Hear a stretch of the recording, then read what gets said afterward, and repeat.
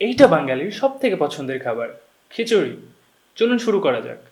আচ্ছা, তো নিয়েছি 1 কেজি মুরগির মাংস, 6 থেকে 7টা পেঁয়াজ চিকন করে কেটে নিলেই হবে। রসুন একটা হোল, এটা কাটতে আমার দারুণ লাগে, ছোট করে কেটে নেব। আর কাঁচামরিচ 7 থেকে 8টা। প্রথমে আমি মুরগিটা ভেজে নেব।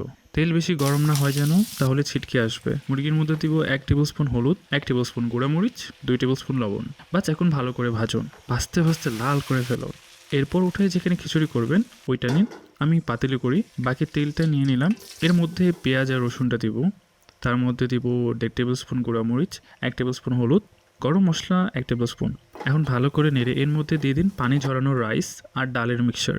আমি নিয়েছি 4 কাপ রাইস, 2 কাপ মসুরের ডাল। পানি কিন্তু ঝরিয়ে দিতে হবে। ভালো করে চালটাকে ভেজে নিতে হবে। মাংসটা দিয়ে দিন।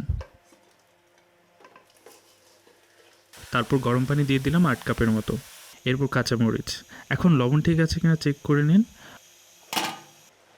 পানি শুকিয়ে আসা পর্যন্ত রান্না করুন। ব্যাস, ঝরঝরা খিচুড়ি পরিবেশন করুন। খিচুড়ি আর ডিম ভাজা হলে আর কি লাগে বলুন। বিসমিল্লাহ। Believe me, this is the best khichuri I have ever made. Must try.